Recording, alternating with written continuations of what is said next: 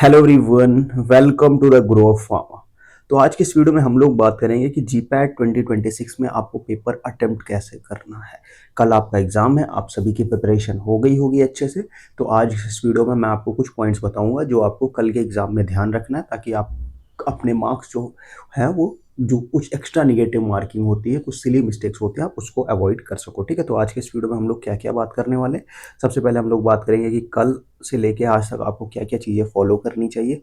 फिर पेपर का पैटर्न कैसा होने वाला है, कि क्या लेवल के पेपर रहेंगे, क्वेश्चन को उसका पेपर को अटेम्प्ट कैसे करना है, कितने क्वेश्चन आपको अटेम्प्ट करने चाहिए। कुछ लोगों का अभी भी इशू आ रहा है कि सर मॉक में मेरे नंबर बहुत कम आ रहे हैं, तो उसके बारे में बात करेंगे कि क्या उसका इम्पैक्ट होगा या नहीं होगा, उसकी बात करेंगे हम। और अगर आपको ये भी हम बात करेंगे कि आज सिंस एक दिन आपके पास बचा हुआ, कल सुबह आपका एग्जाम है, तो आज आपको कुछ रिवीजन करना चाहिए कि नहीं करना चाहिए, और अगर करना चाहिए तो क्या करना चाहिए, उसके बारे में हम लोग बात करते हैं। सबसे पहले क्या क्या चीज़ें आपको फॉलो करनी है कल से लेके आज तक। सबसे पहले जो आपको करना है वो करना है कि खुद को एकदम काम एंड कंपोज्ड रखना है। आप जितना काम एंड कॉन्फिडेंट खुद को रखोगे, नंबर के बढ़ने के चांसेस उतने ही ज़्यादा बढ़ जाएंगे। समझ गए बात को। और कल के पेपर में, ये पेपर की भी मैं बात कर रहा हूँ आज से कल तक की, पहले सबसे पहले जाके आप आराम से आधे घंटे पहले पहुंच जाओगे। 30 मिनट्स प्रायर आपकी एंट्री क्लोज हो जाएगी, तो अराउंड आपके पास 40-45 मिनट्स वहाँ रहेंगे आपके पेपर स्टार्ट होने में। तो सारे इंस्ट्रक्शन जो हैं उनको अच्छे से पढ़ लेना। ठीक है, उसके बाद कोई भी क्वेश्चन पढ़ने से पहले उसको दोबारा जरूर पढ़ना। उसके साथ ही क्योंकि क्वेश्चन के साथ उसके ऑप्शंस भी पढ़ना, केवल क्वेश्चन अकेले पढ़ के मत चले जाना। क्योंकि क्या होता है, कभी कभी हम क्वेश्चन पढ़ते हैं और हमें एक पर्टिकुलर ऑप्शन लगता है कि यार ये ऑप्शन करेक्ट है इसका, बट फिर हम बाकी ऑप्शंस नहीं पढ़ते और वहीं पे कभी कभी फंस जाते हैं। तो उसके बाद हम जब अगर बाकी ऑप्शंस पढ़ते तो फिर हमें कभी लगता है यार इसके तो दो से ज़्यादा ऑप्शन करेक्ट लग रहे हैं। फिर आप क्वेश्चन पढ़ो तो पता चलता है यार क्वेश्चन में कुछ और पूछा है। तो इस तरह के भी कुछ क्वेश्चन वहाँ पे आपको मिल सकते हैं, इसीलिए क्वेश्चन के साथ आपको ऑप्शंस भी पढ़ना, इंस्ट्रक्शन पढ़ना ही है। अब इलिमिनेशन रूल में क्या होता है सॉरी, एलिमिनेशन रूल में आपको क्या करना है, रॉन्ग ऑप्शंस जो है ना उसको एलिमिनेट करो। अगर सपोज आपके पास 4 ऑप्शंस है तो आपके पास करेक्ट होने की प्रोबेबिलिटी कितनी है, 25%। और अगर आपने एक ऑप्शन उसमें से ऐसा एलिमिनेट कर दिया कि यार ये तो नहीं ही होने वाला है, ये तो गलत ही हो गया, तो ये आपका जो करेक्ट होने के चांस है वो इंक्रीज हो गया 33%। और अगर आपने 2 ऑप्शन एलिमिनेट कर दी कि यार ये दोनों तो नहीं होंगे, तो आप 50% करेक्ट होने के चांस में आ जाओगे। ठीक है, तो इसको आप ध्यान रखना कि अगर आप किसी क्वेश्चन में करेक्ट आंसर नहीं पता है, आप तो पहले एलिमिनेट करना चालू करो कि यार ये तो नहीं ही होगा। सपोज अगर क्लासिफिकेशन पूछी गई है तो उसमें आपको 2 क्लास ऐसे लग गई कि यार ये क्लास तो है ही नहीं इसकी। एंटीबायोटिक की पूछी, उसमें 2 सीवीएस के एमसीक्यू दे दी, सीवीएस के ऑप्शन दे दिए, तो फिर आपको लगेगा यार ये तो हो ही नहीं सकता, तो उनको एलिमिनेट कर दिया, तो आपको 50% प्रोबेबिलिटी बढ़ गई। Next, time management is very important, इसके बारे में हम लोग आगे बात करेंगे। अब आता है कि तुक्का। सर गैस मार्किंग करना चाहिए, तुक्का लगाना चाहिए कि नहीं लगाना चाहिए। देखो, मैं बोलूंगा हाँ बिल्कुल लगा दो तुक्का, लेकिन ऐसे नहीं लगाना है कि आपने वो क्वेश्चन कभी देखा ही नहीं, उसके बारे में कभी सुना ही नहीं और आप उस पर तुक्का लगा के आ गए। नहीं, अगर आप किसी ऐसे क्वेश्चन में हैं जिसमें आप 50-50 श्योर हो, जिसमें आपको एक दो ऑप्शन एलिमिनेट कर दिया, 3 ऑप्शन बचे हुए हैं या 2 ऑप्शन बचे हो, तो उनको मिस नहीं करना, उन पे लगाना ही लगाना है। बाकी जहाँ पे आपने बिल्कुल नहीं पढ़ा उसको आप हटा दो। और मैं आपको एक सिंपल सी एक फाइनल स्ट्रेटजी टिप बता दे रहा हूँ कि आप अपना ये ट्रैक करके रखना कि आपने कितने ऐसे 50-50 वाले क्वेश्चन किए। अब आप बोलोगे कि सर हम प्रीवियस सेक्शन तो जा नहीं पाएंगे, तो हम उसको ट्रैक कैसे करेंगे। तो देखो वहाँ पे एक कल मैंने जो एक वीडियो डाला हुआ है एनबीएमएस का, जो डेमो टेस्ट एनबीएमएस ने डाला है, उसका मैंने एक वीडियो बनाया हो।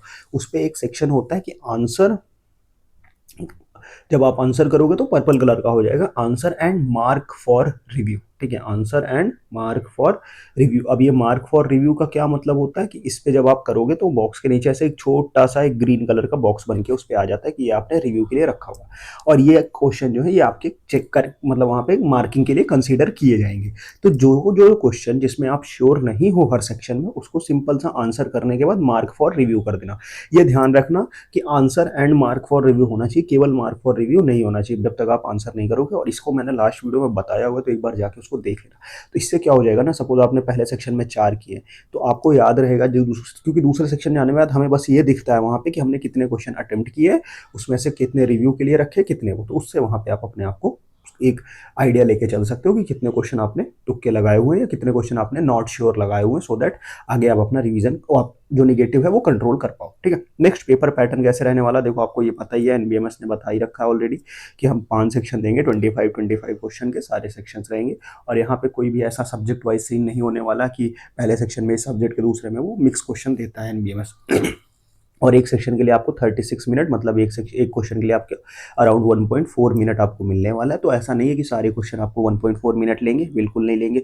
कुछ क्वेश्चन ऐसे होंगे जो लेस देन 30 सेकंड में सॉल्व हो जाएंगे, कुछ क्वेश्चन ऐसे होंगे जो थोड़ा टाइम लेंगे, बट इनको हमें ओवरऑल निकाल के आपको 30 मिनट्स के अंदर पूरे क्वेश्चन को सॉल्व कर लेना है। 30 मिनट्स में 25 क्वेश्चन आपको सॉल्व कर लेना है।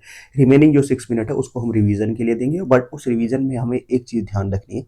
कभी कभी क्या होता है ना कि हमारे पास जब थोड़ा सा ज़्यादा टाइम बच जाता है और हम किसी से क्वेश्चन को ज़्यादा पढ़ लेते हैं, तो भले हमने उसमें पढ़ा नहीं हो बट हमें लगने लगता है कि यार इसका ये ऑप्शन सही है, इसका ये ऑप्शन सही है, तो वहाँ पे हमारी रैंडम गेसिंग थोड़ा सा ज़्यादा हो जाती है। तो हमें उसको कंट्रोल करना है, हमें वहाँ पे अपने आप को कंट्रोल करके रखना है कि नहीं भाई, मैं फालतू के तुक्के नहीं मारने वाला हूँ। ठीक है। और यहाँ पे ध्यान रखो कि क्वेश्चन कितने आने वाले, 25% क्वेश्चन आपको इजी रखेंगे, मीडियम 50% और 25% हार्ड क्वेश्चन रहेंगे। तो वो सिंपल सी बात है, अगर आपका क्वालिफाई का टारगेट है तो आप 25% क्वेश्चन ये कर लो, और यहाँ से अगर आपने 25 भी कर लिया ना, तो आप आराम से क्वालिफाई हो जाओगे, कोई दिक्कत नहीं है। और अगर आप अच्छा स्कोर भी चाहते हो ना, तो अगर आप इन दोनों को भी कवर कर लिया आपने ना, तो आप आराम से क्वालिफाई हो जाओगे। ये 25% क्वेश्चन उनके होते हैं जो उन्होंने वो टॉपिक पढ़ा हुआ है अच्छे से, और अगर आप रैंक के लिए जा रहे हो तो ये 25% क्वेश्चन आपके लिए। और इवन फॉर द रैंकर्स को भी मैं बोलूँगा कि जरूरी नहीं है कि आपके ये सारे 25% क्वेश्चन आपके करेक्ट भी हों, क्योंकि देखो अगर मैं आपको बात करता हूँ, अगर आपने 125 आउट ऑफ, किसी ने 125 आउट ऑफ 125 क्वेश्चन भी अटेम्प्ट कर लिया, ठीक है, और मतलब ये मैं रैंकर्स की बात कर रहा हूँ, और उन्होंने क्या किया कि 100 क्वेश्चन उसमें से सही हो गए, तो भी आपके कितने मार्क्स बन रहे हैं, 375 बन जाओगे। 25 गलत करने के बाद भी आप 375 बन जाओगे, और एक बहुत बढ़िया रैंक आप लेके आओगे, क्योंकि इस बार कट ऑफ जो है वो कम जाने वाली है। तो इसका ये मतलब, मैं ये एग्जांपल सिर्फ इसलिए दे रहा हूँ कि जरूरी नहीं है कि आप सारे क्वेश्चन सॉल्व करो, जरूरी नहीं कि आपके सारे क्वेश्चन सही हो, बस आपको अपने हिसाब से अपने क्वेश्चन सॉल्व करने हैं जितने मार्क्स आप टारगेट करके जा रहे हो। ठीक है। नेक्स्ट, पेपर कैसे अटेम्प्ट करना है, सिंपल सा ध्यान रखना कि जो इजी क्वेश्चन है, जो स्टार्टिंग के 25% है, उनको फर्स्ट गो में अटेम्प्ट कर लो, जैसे पहले बार में अटेम्प्ट करते जाओ। उसके बाद मीडियम लेवल क्वेश्चन को पहले मार्क करके बाद में रिव्यू करो कि हाँ, बाद में उसको वापस से हम देखेंगे, फिर से अच्छे से पढ़ेंगे, फिर करेंगे। हार्ड क्वेश्चन जो है वो ऐसे हैं कि अब देखो, हार्ड क्वेश्चन ऐसा हो सकता है, कुछ लोगों को वो पर्टिकुलर क्वेश्चन हार्ड लग सकता है, कुछ लोगों के लिए वो पर्टिकुलर क्वेश्चन बहुत ईजी भी हो सकता है, क्योंकि अगर आपने वो टॉपिक पढ़ा हुआ है तो आपके ईजी है, अदरवाइज हार्ड है। तो उनको आप देख लो, अच्छे से पढ़ लो, अगर आप 100% श्योर हो तो उनको लगाओ, अदरवाइज उनको आप लीव कर सकते हो। ठीक है। Next, number of questions to attempt. अब देखो, नंबर ऑफ क्वेश्चन जो अटेम्प्ट करने हैं ना, ये हर स्टूडेंट का अपना अपना वो होने वाला है। आप अपने मॉक टेस्ट को देखो, आपने अभी तक मॉक टेस्ट में कितने क्वेश्चन अटेम्प्ट किए हैं, उसके बेसिस पे आपको अटेम्प्ट करना है। देखो, अगर मैं कट ऑफ की बात करूँ तो जनरल की कट ऑफ जो है वो 200 से 220 के अराउंड रहने वाली है, बिकॉज इस बार ज़्यादा, इससे ज़्यादा कट ऑफ नहीं जाने वाली, 200 से 220। तो सपोज अगर कोई बंदा है, किसी ने अगर, आपने 80 क्वेश्चन अटेम्प्ट किए, और उस 80 में से आपने कितने क्वेश्चन सही कर लिए, उस 80 में से आपने 55 क्वेश्चन सही कर लिए। 55 क्वेश्चन का मतलब समझ रहे हो, आपका 55 क्वेश्चन का मतलब हो गया आपका 220 मार्क्स, 55 पे 220, लेकिन आपने 55 सही किए हैं, तो आपने नहीं, सब निगेटिव, सपोज आपने 60 सही कर लिया, 60 का मतलब कितना होता है, 240, wait a minute, let me change the colour. ठीक है। हाँ, तो सपोज आपने कितने सही कर लिए, 60, तो 60 का मतलब होता है कितना, 240 मार्क्स, और आपने 20 गलत भी किए हैं, तो 20 गलत हुए तो 220 मार्क्स आपके बन जाएंगे। देखो, क्योंकि 15 टू 20 तो गलत आपके होंगे, इतना तो अगर आप कंट्रोल करके लगना ही पड़ेगा, 15 टू 20 क्वेश्चन तो आपको गलत होने वाले ही। तो उस हिसाब से आप अपना टारगेट स्कोर रखो और उसके बेसिस पे करो। और ऐसा भी नहीं है कि अभी आपके मॉक में 200 220 बन रहे हैं, आपने टारगेट रख लिया कि मैं 300 का टारगेट रख रहा हूँ, उस हिसाब से करूँगा, नहीं, थोड़ा सा रियलिस्टिक चीजें रखो। बाकी देखो, वहां पे पेपर मिलने के बाद अगर पेपर का लेवल इजी आता है तो आप अच्छे अटेम्प्ट करो, नहीं आता तो कोई बात नहीं, बट एक बेसिक सा टारगेट लेके चलो, बहुत ज़्यादा चीज़ों को कॉम्प्लिकेट मत करो, सिंपल सा रखो। अब सॉरी गाइज, अभी यहाँ पे पूछा हुआ है कि low score in mock test. कुछ लोगों का मैसेज आ रहा है, सर मेरे मॉक में इतने बन रहे, मेरे मॉक में उतने बन रहे। देखो, मॉक टेस्ट का गेम अलग होता है, वहाँ एग्जाम का गेम अलग होता है। अब हमारा मॉक टेस्ट हमारे हाथ में नहीं है, अब हम मॉक टेस्ट को कुछ नहीं कर सकते। अब बस आपका मेन फोकस होना चाहिए, आप अपना दिमाग को एकदम काम कंपोज रखो, कॉन्फिडेंट होके जाओ, और अपना 110% दो वहाँ पे एग्जाम में, और सब कुछ एकदम अच्छा होगा। मॉक टेस्ट के स्कोर को भूल जाओ, मॉक टेस्ट की बात हम नहीं करेंगे। ठीक है, मॉक टेस्ट में नहीं सोचना है। Next, last minute revision. अब देखो, सिंस आज आपके पास आज का ही दिन है, तो आपको बहुत ज़्यादा कुछ चीज़ें कॉम्प्लिकेट अपने आप को नहीं करनी है। मैं तो बोलूँगा जितना कम से कम आप रख सकते हो अपना प्रोसेस, आज का रिवीजन जितना कम रखोगे उतना आपके लिए बेस्ट होगा। और कम में भी आप क्या रखो कि आप बेसिक छोटे छोटे चीज़ें याद कर लो। लाइक अगर आपने जो अपने आपके माइंड मैप्स बना रखे हैं ना, पहले माइंड मैप्स बना रखे, टेबल्स, फ्लो चार्ट्स आपने जो पहले से बना रखे हैं, आप उनको रिवाइज करो। क्योंकि देखो, किसी एक सब्जेक्ट में आप घुसोगे तो फिर लास्ट मिनट में ये होता है कि मैं ये भी पढ़ लूँ, मैं ये भी पढ़ लूँ, मैं इसको भी रिवाइज कर लूँ, मेरा ये मैं भूल गई, मैं वो भूल गई। नहीं, कुछ नहीं भूलते हो आप, बस उस टाइम पे हमारा दिमाग थोड़ा सा पैनिक मोड में रहता है, तो हमें ऐसा लगता है कि हम सब भूल गए, बट हम ऐसा नहीं है, हम भूलते नहीं है। तो अगर आपको आज के दिन में अगर आपको अपने आप को थोड़ा सा इंगेज रखना है, तो ऐसे छोटे छोटे चीज़ें जो आपने करे हुए, लाइकोलॉजी की क्लासिफिकेशन देख लो, कोग्नोसी के केमिकल टेस्ट, ऐसे बस बेसिक बेसिक, बहुत इन डेप्थ किसी में मत घुसना। जितना अगर आपने आज का शेड्यूल आपका हेक्टिक बना लिया ना, तो कल आपका खराब हो जाएगा। तो आज का शेड्यूल आपको बिल्कुल भी हेक्टिक नहीं बनाना है।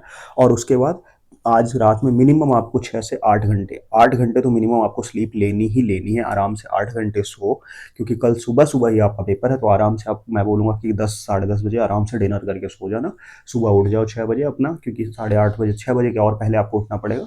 डिपेंड करता है कि आपका सेंटर कितनी दूर है, बिकॉज 8:30 बजे आपकी एंट्री जो है वो क्लोज हो जाएगी। तो आराम से मैं बोलूँ 10 बजे सो जाओ, सुबह 5 बजे उठो अपना, बढ़िया थोड़ा सा नाश्ता वास्ता करो और जाके अच्छे से पेपर दो। ठीक है, सुबह उठ के भी कोई ऐसा रिवीजन रट्टाफिकेशन में मत लग जाना।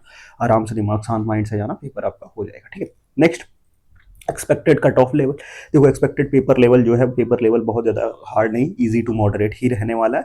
और इस बार पेपर जल्दी हो रहा है कंपेयर टू स्टूडेंट्स को जो टाइम है वो टाइम कम मिला है फॉर द प्रिपरेशन। तो इस बार कट ऑफ भी जो है वो कम ही जाने वाली है। तो अगर आप समझ लो कि जनरल की कट ऑफ जो है वो 200 के अराउंड ही रेंज करने वाली है। 200 से ±10 मार्क्स आप रख सकते हो, 200। अब इसके बाद फिर EWS OBC इसमें और 10 मार्क्स, 15 मार्क्स कम कर लो, ऐसे आप कम करते चले जाओ। जनरल के लिए आपको 200 तक रखने वाली है। ठीक है, बहुत ज़्यादा परेशान मत हो, पेपर का लेवल इजी टू मॉडरेट ही रहने वाला है, कुछ बहुत ज़्यादा डिफिकल्ट नहीं आएगा। ठीक है, और आप आराम से जाओ, आप अच्छे से पेपर करके आओ और अच्छा स्कोर करके आओगे आप लोग। ठीक है, तो इसी वीडियो के साथ, इसी के साथ आप सभी को all the very best for the GPAT 2026 examination.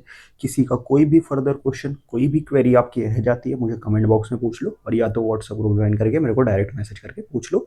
बस इतना याद रखना कि आपने बहुत मेहनत करी है और आप बहुत अच्छा स्कोर करोगे। बस अपने आप को काम, कंपोस्ट और एकदम दिमाग को शांत रख के जाओ और पेपर दो। ठीक है, all the very best everyone for your GPAT 2026 examinations.